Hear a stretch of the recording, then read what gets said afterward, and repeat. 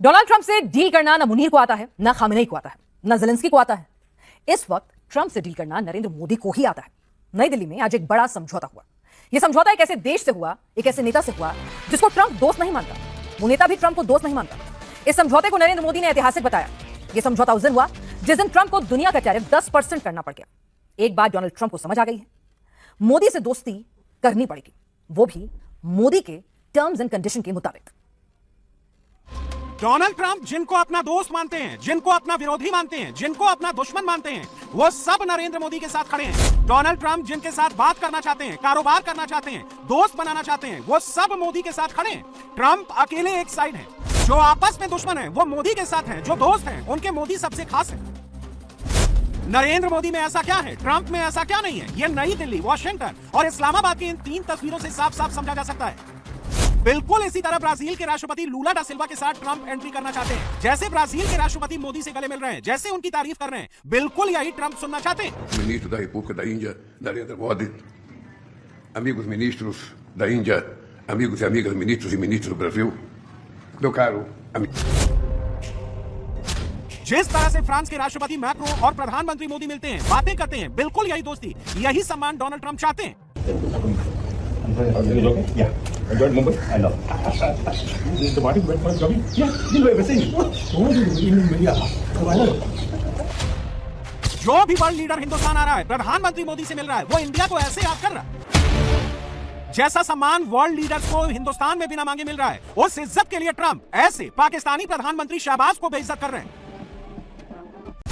Prime Minister Sharif, I think you should actually stand. Come, please, stand just for a second. Thank you very much. Donald Trump America में है, लेकिन उनका पूरा ध्यान India में लगा हुआ है। उनकी जुबान पर भी मोदी ही हैं।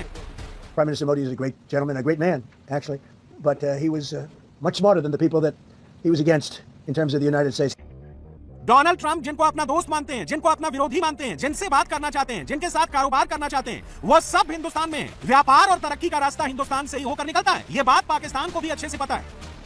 Pakistan, 90% of the problems could be solved if we start living peacefully with India.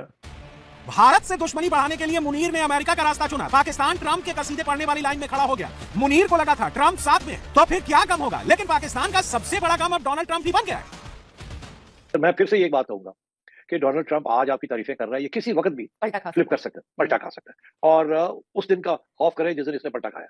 तो पाकिस्तान के लिए एक तरफ यूएई, एक तरफ सऊदी अरेबिया, ये प्रॉब्लम, दूसरी तरफ डोनाल्ड ट्रंप, वो कहता है ये करो, हम कर नहीं सकते। तो और फिर ईरान, और ईरान के ऊपर भी तो अभी बहुत कुछ होने वाला है, वहां भी हमारे बड़े स्टेक्स हैं और वो भी डोंट एग्री विद अमेरिका। तो मतलब है कि आई थिंक ये बड़ी कॉम्प्लिकेटेड सिचुएशन है।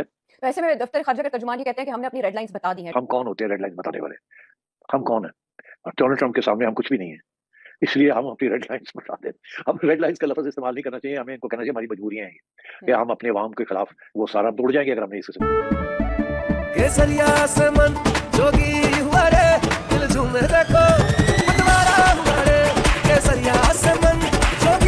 हर पल मनाओ केसरी त्योहार।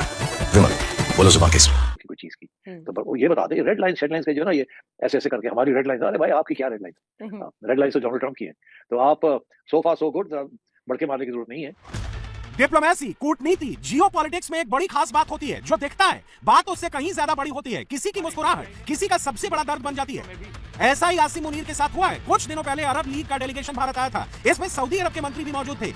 अरब मुल्क के मंत्रियों के डेलीगेशन ने प्रधानमंत्री मोदी से मुलाकात की थी। भारत और अरब लीग के साथ कई समझौते हुए और इसका असर सबसे ज्यादा पाकिस्तान पर पड़ा। पाकिस्तान की इकोनॉमी पूरी तरह से सऊदी अरब की भीख पर निर्भर करती है। सऊदी को खुश करने के लिए मुनीर अपने जवानों को मरवाने में भी पीछे नहीं है। आसिम मुनीर ने दावा किया था कि सऊदी अरब JF-17 फाइटर्स जेट सऊदी को बेच रहा है। मुनीर की मिलिट्री डिप्लोमेसी पाकिस्तान का सारा कर्जा उतार देगी। लेकिन सऊदी अरब ने पाकिस्तान के सेकंड हैंड प्लेन को लेने से इनकार कर दिया। मुनीर के मुंह पर करारा तमाचा पड़ गया। लोग कह रहे हैं कि पाकिस्तान की डील कैंसिल हो गई सऊदी अरेबिया से। You are an air force officer, you have to enlighten us. पूरी कौम पूछ रही है सच्चाई क्या है। आप मुझे एक बात बताएं कि इतनी डाइवर्स रिक्वायरमेंट कैसे आ गई सऊदी अरेबिया में कि वहाँ पे वो एक तरफ से स्टेल्थ जहाज खरीदना चाह रहे हैं और फिफ्थ जनरेशन, हमारा जो है JF-17 इज 4.5 जनरेशन। और पहली तो बात यह है कि ऐसी कोई बात पाइपलाइन में थी ही नहीं। जब थी नहीं तो फिर उसके बाद क्या वो डील होती, वो गंजी नहाएगी क्या और निचोड़ेगी क्या? इसके अंदर तो बात में जो है वजन ही नहीं है बिल्कुल। तो I would straight away refute whatever people are saying. Saudi Arabia की सारी टेक्नोलॉजी अमेरिकन और बीच में एक वो तोता खरीद के डाल दे। That's not happening. वो अपने पूरे सिस्टम को एक्सपोज कर देंगे। मुश्किल वक्त में सख्त रहना, आलोचनाओं के बावजूद सही फैसले पर अटल रहना बड़ा मुश्किल होता है, लेकिन जो तूफानों के सामने झुकते नहीं है, वक्त उनके सामने खुद नतमस्तक हो जाता है। इस वक्त दुनिया में यही हो रहा है। डोनाल्ड ट्रंप ने भारत पर, नरेंद्र मोदी पर प्रेशर डालने के लिए साम, दाम, दंड, भेद, टैरिफ सब कुछ आजमा लिया। मुनीर को व्हाइट हाउस में बुला लिया, भारत के बाहर और देश के अंदर आवाजें उठी, लेकिन दांव उल्टा पड़ गया। दुनिया अमेरिका से दूर होने लगी, हिंदुस्तान के पास आने लगी। धमकाने वाले ट्रंप की टोन बदल गई और सबसे ज्यादा मुश्किल में मुनीर पड़ गया, क्योंकि ट्रंप अब पाकिस्तान से पैसा भी मांग रहा है और गोली खाने के लिए मुनीर सेना को गाजा भेज रहा है। एक तरफ से डोनाल्ड ट्रंप पैसे मांग रहे हैं जो कि हमारे पास है नहीं, दूसरी तरफ वो कह रहे हैं कि आप फौज भेजें अपनी, जो कि हम भेजना नहीं चाहते। तो हम तो दरमियान में खड़े हैं, ना इधर के ना उधर के। एक तरफ ये 27 मुल्क हैं जिन्होंने कहा कि जी हम आपका इन्विटेशन हमने एक्सेप्ट किया, मानेंगे। उनमें से बहुत से ऐसे हैं जिन्होंने एब्सटेन कर दिया है। कुछ ऐसे हैं जो कि आप बता रही थी कि मिडिल ईस्ट के कुछ 7-8 हैं जिन्होंने पैसे भी दे रहे हैं। उनमें से कुछ लोग ऐसे हैं जो अपनी फौज भी दे रहे हैं, लाइक इंडोनेशिया। मगर आप देखिए ना, यूरोप में से सिवाय एक आध के कोई भी इसका हिस्सा नहीं है। वो बिल्कुल जैसे कि बॉयकॉट कर दिया उन्होंने डोनाल्ड ट्रंप को। उनको पता है कि ये इसका क्या मसले हैं इसके अंदर, इसलिए वो इसके करीब भी नहीं आना चाह रहे। अब हमारा मसला ये है कि हम जो है ना इग्नोर नहीं कर सकते डोनाल्ड ट्रंप को, तो हमें बैठना भी है और फिर पार्टिसिपेट भी मीटिंग्स में करना है, मगर फौज भी नहीं देनी, पैसे भी नहीं है देने के लिए। ट्रंप की पूरी पॉलिटिक्स, पूरी इमेज टैरिफ पर टिकी हुई थी। ट्रंप के इस गुरूर को पहले इंडिया ईयू डील ने झटका दिया, फिर सुप्रीम कोर्ट ने गुरूर को चकनाचूर कर दिया, लेकिन अभी तक ट्रंप की जुबान से भारत का नाम गया नहीं है। On the trade deal, which is the framework, which is to be signed with India sometime soon, will that stand now? And on the decision, nothing changes. No, nothing changes. They'll be paying tariffs, and we will not be paying tariffs. Our deal with India is they pay tariffs. This is a reversal from what it used to be, as you know. India, and I think Prime Minister Modi is a great gentleman, a great man, actually, but he was much smarter than the people that he was against. In terms of the United States, he was ripping us off in India. So we made a deal with India, and it's a fair deal now, and we are not paying tariffs to them, and they are paying tariffs. We did a little flip. I think my relationship with India is fantastic, and we're doing trade with India. India pulled out of Russia. You know, India was getting its oil from Russia, right? And they pulled way back at my request because we want to settle that horrible war where 25,000 people are dying every month. And my relationship with Prime Minister Modi is, I would say, great. I also stopped the war between India and Pakistan, as you know. Trump के हाथ से tariff card निकल चुका है। Donald Trump का graph बहुत तेजी से नीचे गिर रहा है। ट्रंप के पास अपनी साख बचाने के लिए दो ही मौके हैं, जिसको डोनाल्ड ट्रंप गंवाना नहीं चाहेंगे। ट्रंप के सामने दो ऑप्शन है, ईरान से जंग और गाजा का पीस प्रोग्राम। ईरान की तरफ अमेरिकी जंगी जहाज बढ़ चुके हैं, अमेरिकी फाइटर जेट्स मिडिल ईस्ट पहुंच चुके हैं। ट्रंप बार बार ईरान को सरेंडर की धमकी दे रहे हैं, लेकिन ये बात ट्रंप भी जानते हैं कि ईरान की जंग हुई तो अमेरिकी जवान भी मारे जाएंगे, खून अमेरिका का भी बहेगा। ऐसे में उनकी आलोचना और बढ़ सकती है। ट्रंप के पास दूसरा ऑप्शन इजराइल गाजा पीस समझौता है, जिसमें ना अमेरिकियों का खून बहेगा और कामयाबी पर क्रेडिट ट्रंप को मिलेगा। लेकिन इस डील के नाम से आसिम मुनीर का खून सूख जाता है, क्योंकि जिस पाकिस्तान में पैदा होते ही इजराइल से नफरत सिखाई जाती है, उन्हीं की हिफाजत के लिए मुनीर को सेना भी भेजना है, और ना बोलने का ऑप्शन ट्रंप ने मुनीर को दिया ही नहीं है। ऐसा लगता है कि जो इंटरनेशनल स्टेबलाइजेशन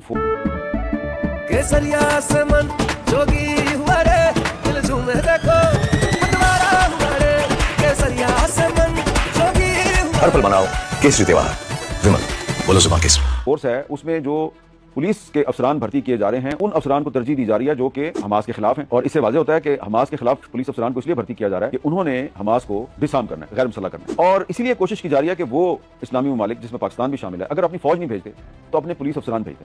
उससे होगा ये कि जो गजा पीस ऑफ बोर्ड के ज़रिए तमाम जो स्टेबलाइजेशन फोर्स है, उसके पास ये मैंडेट आ जाएगा, उसको ये जवाब मिल जाएगा। वो कहेंगे जी कि देखें जी, इसमें पाकिस्तान भी शामिल है स्टेबलाइजेशन फोर्स में।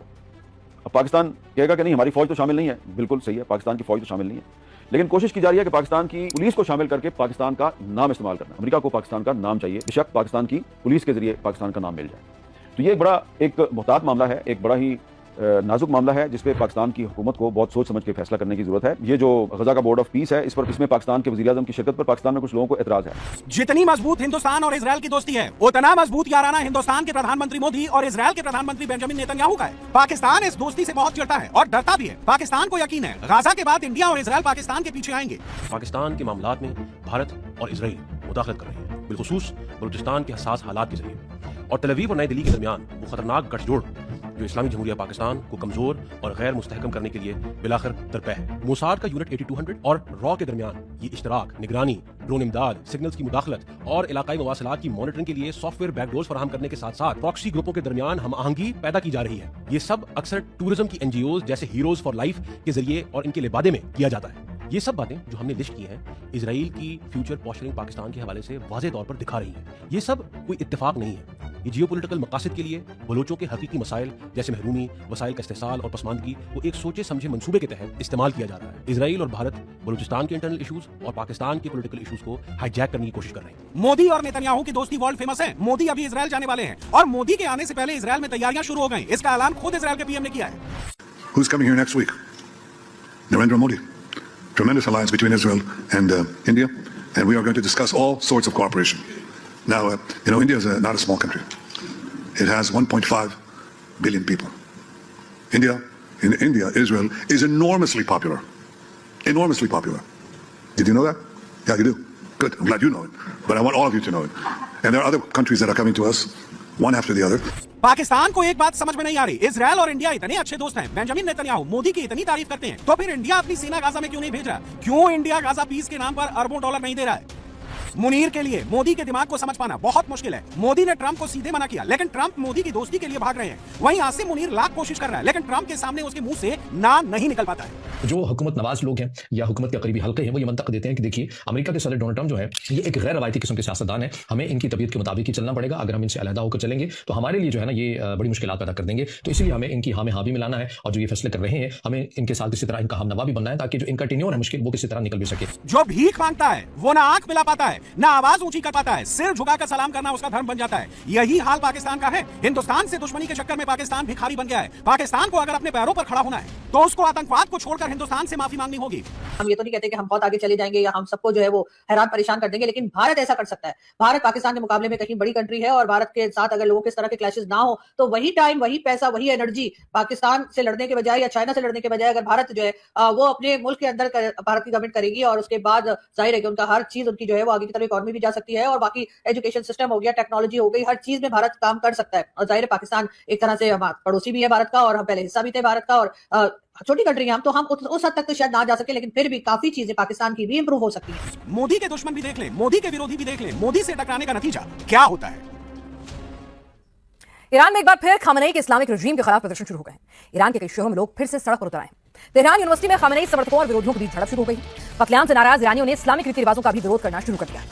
ईरान में तख्ता पलट तय है। खामनेई को ईरान के लोग ही मारेंगे या बाहरी ईरान में तख्ता पलट की शुरुआत तेहरान से हो रही है। देखिए ये रिपोर्ट।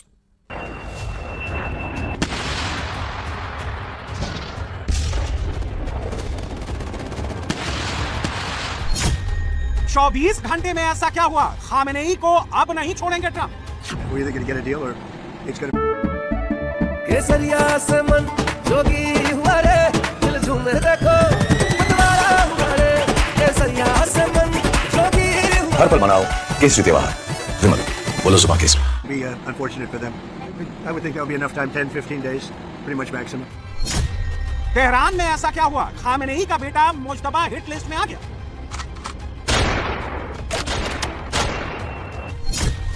ईरान में इस्लामिक रिजीम की उल्टी गिनती शुरू हो गई है। ट्रंप के बॉमर ईरान में खामनेई की कब्र खोद कर ही रुकेंगे। 47 साल की इस्लामिक सत्ता के अंत का सायरन बज चुका है।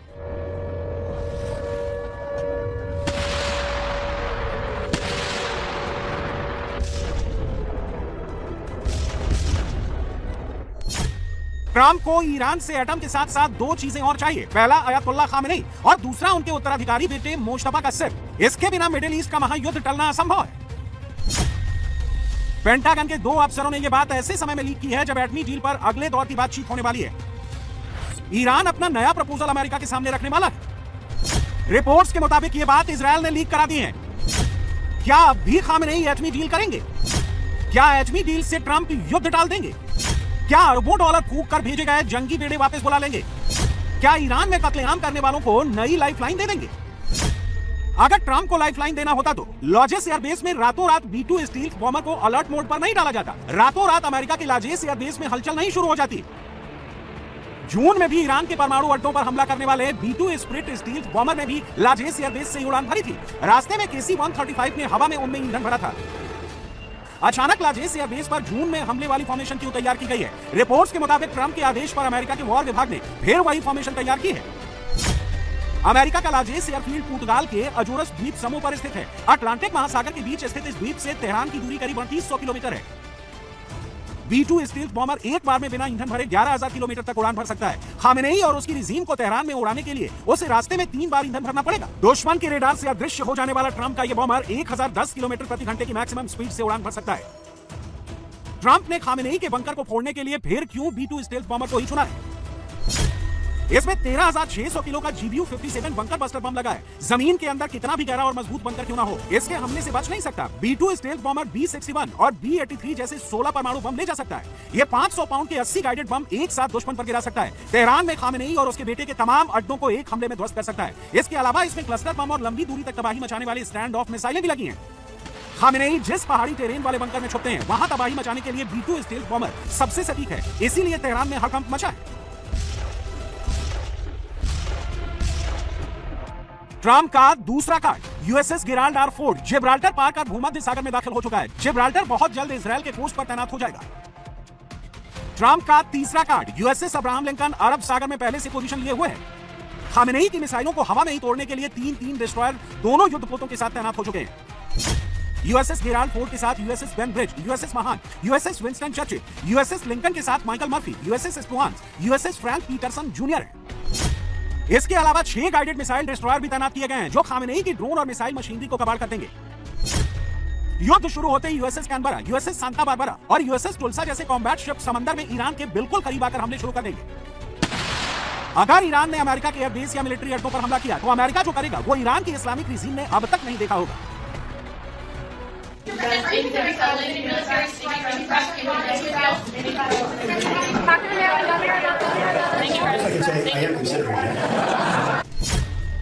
अमेरिका डेली 100 से ज्यादा हवाई हमले ईरान पर करेगा। ट्रंप रोजाना कई टन बारूद खामेनेई के अड्डों पर गिराएंगे। पेंटागन के इस प्लान को एग्जीक्यूट करेंगे दोनों जंगी बेड़ों में तैनात दुनिया के सबसे खतरनाक फाइटर जेट। जंगी बेड़े से हवाई हमले की अगुवाई F-35 लाइटनिंग फाइटर जेट कर सकते हैं। उनके साथ वार कॉम्बिनेशन FA-18 सुपर हॉर्नेट बनाएंगे, eagle 18G Growler, early warning aircraft और 60 सी हॉक फुल एक्शन में रहेंगे। 100 घंटे में तेहरान और ईरान के अलग अलग शहरों में IRGC के तमाम अड्डों को ध्वस्त करने के बाद ट्रंप वो मिशन लॉन्च कर सकते हैं जिसकी तैयारी इतने दिन से अमेरिका के कमांडो कर रहे हैं। पेंटागन से मिली खुफिया रिपोर्ट्स के मुताबिक तेहरान में खामेनेई को उठाने के लिए पेंटागन ने डेल्टा फोर्स के कमांडो की नई टुकड़ियां मिडिल ईस्ट और आर्मीनिया पहले से ही भेज दी हैं। तेहरान में मिलिट्री अड्डे ध्वस्त होने के फौरन बाद सी हॉक हेलीकॉप्टर से डेल्टा फोर्स कमांडो उतरेंगे, बंकर में छुपे खामेनेई और उसके बेटे मुस्तफा को उठाएंगे। इस दौरान उन पर बड़े हमले भी हो सकते हैं। ऐसा होने पर ट्रंप सीक्रेट वेपन के इस्तेमाल का आदेश देंगे। खामेनेई के 5000 ट्रेंड सिक्योरिटी वाले वैसे ही खड़े रह जाएंगे जैसे माधुरो के सिक्योरिटी गार्ड रह गए थे। खामेनेई और उसके बेटे मुस्तफा को चीन, रूस में बने वेपन भी नहीं बचा पाएंगे, क्योंकि अमेरिका ताकतवर रेडार से उन्हें पूरी तरह से जाम कर देगा। बाकी काम ईरानी जनता खुद कर लेगी। वो कत्लेआम का बदला लेने के लिए इस्लामिक रिजीम के बचे खुचे नेताओं और IRGC के कमांडरों को दौड़ा कर पीछेगी। ट्रंप अगर खामेनेई और मुस्तफा का काम तमाम कर देते हैं, तो कुछ घंटे बाद या चंद दिनों में 47 साल का इस्लामिक शासन ईरान से हमेशा के लिए खत्म हो सकता है। A very sad situation, but 32,000 people were killed over a relatively short period of time. They were going to hang 800 2 weeks ago. Hang. Some by crane. They lift them up with a tall crane and they play them around the square. They were going to hang 837 people. And I gave them the word, if you hang one person, even one person, that you're going to be hit right then and there. I wasn't waiting 2 weeks and negotiating. And they gave up the hanging. They didn't hang 837. Supposedly they didn't hang anybody. Switzerland के मध्यस्थों के जरिए Khamenei ने Trump को जो deal offer की है, उसमें ईरानी तेल की बिक्री पर अमेरिका को 5% कमीशन मिलेगा। ईरान परमाणु मटेरियल का इनरिचमेंट 3 साल तक नहीं करेगा। इसके बाद सिर्फ 3.67% इनरिचमेंट करेगा। 440 किलो यूरेनियम का भंडार अमेरिका की देखरेख में डाइल्यूट करेगा या रूस भेजेगा। बैलिस्टिक मिसाइल सिर्फ डिफेंस के लिए रखेगा। इजरायल और अमेरिका पर हमले नहीं करेगा। फिलिस्तीन समर्थक किसी भी आतंकी संगठन को सपोर्ट नहीं करेगा। ईरान ने एक हफ्ते में फिर मध्यस्थों से मिलने का प्रस्ताव दिया है। इस मीटिंग में ईरान नया प्रपोजल पेश करेगा। ट्रंप ने कहा है कि ज्यादा टाइम नहीं है, खामेनेई को चालाकी करने की बहुत बड़ी कीमत चुकानी पड़ेगी। अगर वो पहले की तरह गेम खेलने की कोशिश करते हैं, तो अमेरिका बहुत बुरी मार मारेगा। ट्रंप की चेतावनी के बावजूद खामेनेई आग से खेल रहे हैं। नए हथियार टेस्ट कर रहे हैं। परमाणु मटेरियल 60% तक एनरिच कर चुके हैं। ट्रंप को झांसा दे रहे हैं। उनका परमाणु टेक्निकल सिर्फ ऊर्जा के लिए है। अगर ऊर्जा के लिए है तो 60% तक एनरिच क्यों किया? One thing I have to emphasize is that there is no military solution for Iran's nuclear program. That has been tested last year, and there were a huge attack on our facilities, on our, they killed and assassinated our scientists, but they couldn't kill our nuclear program. Why? Because it is developed by ourselves, by our scientists. This is a technology developed by us, belongs to us, and it cannot be destroyed by bombings, by militarily. Iran से भविष्य में होने वाले किसी भी खतरे को Trump पूरी तरह खत्म कर देना चाहते हैं। इसीलिए 2 बड़े जंगी बेड़ों के साथ 30 से ज्यादा F-35 हमले के लिए भेजे। 36 से ज्यादा 15 ईगल फाइटर जेट और करीब 50 F-16 फाइटर जेट तैनात कर दिए हैं। अमेरिका ने मिडिल ईस्ट में इतनी बड़ी तैनाती 2003 में तब की थी जब सद्दाम हुसैन को खत्म करना था। इस बार उससे बड़ी तैनाती का मतलब यही लगाया जा रहा है कि खामेनेई के शासन का अंत करके ट्रंप दम लेंगे। ये अमेरिकी एयरफोर्स का F-22 रैप्टर है। इसे दुनिया का सबसे बेहतरीन फाइटर जेट माना जाता है। यह जेट इतना खतरनाक है कि अमेरिका ने इसे लेकर कानून तक बनाया हुआ है। F-22 रैप्टर को किसी भी देश को बेचा नहीं जा सकता, फिर वो चाहे इजराइल क्यों ना हो। F-22 रैप्टर 5th जनरेशन का स्टील्थ फाइटर जेट है। यह आसमान में ऐसे घुल मिल जाता है कि दुश्मनों के रेडार के सामने अदृश्य हो जाता है।